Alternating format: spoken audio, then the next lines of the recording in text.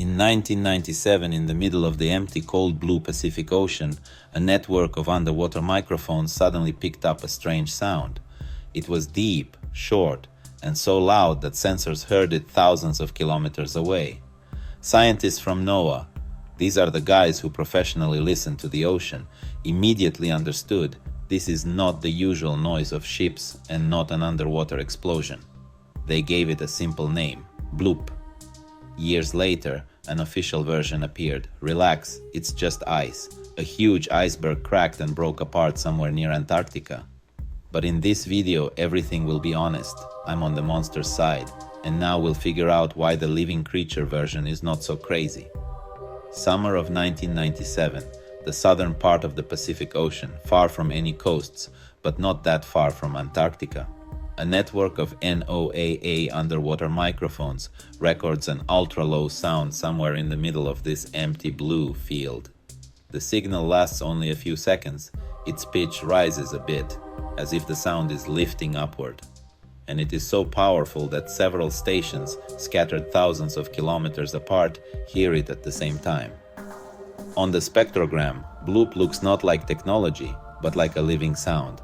That's exactly why it was singled out. The acousticians honestly admitted. By its profile, it looks like the cry of a living organism, but it is too loud for any known animal. It would have to be much larger than a blue whale.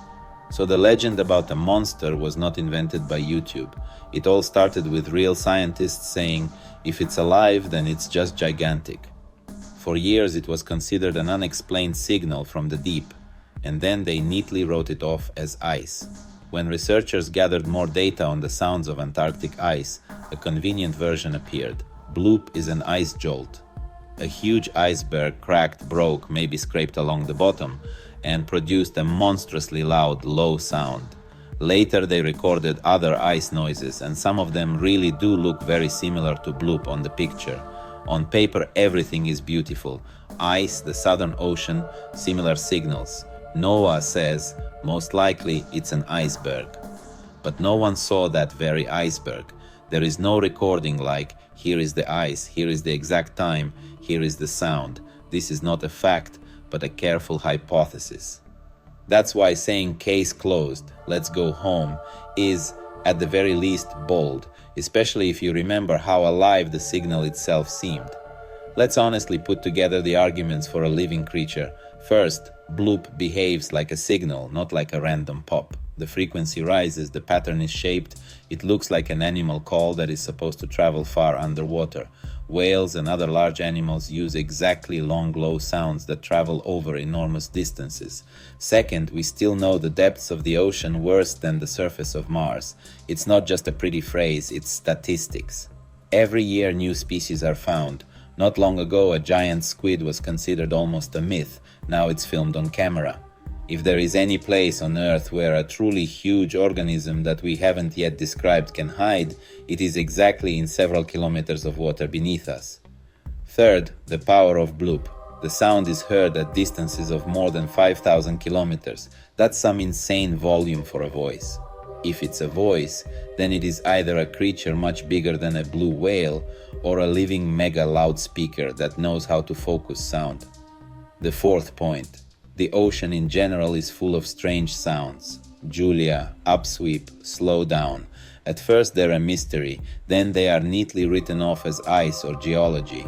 What if among these single signals, at least once it wasn't ice, but a real scream of a creature that gives voice once in decades? Then Bloop is the perfect candidate. Here Jacques Cousteau fits into the story perfectly. A man who literally lived at sea, an officer, the inventor of the aqualung, the author of the immortal underwater world. He spent on the ocean and underwater as much time as most of us can't even imagine. If anyone knew the sea, it was him. And around him there exists a legend.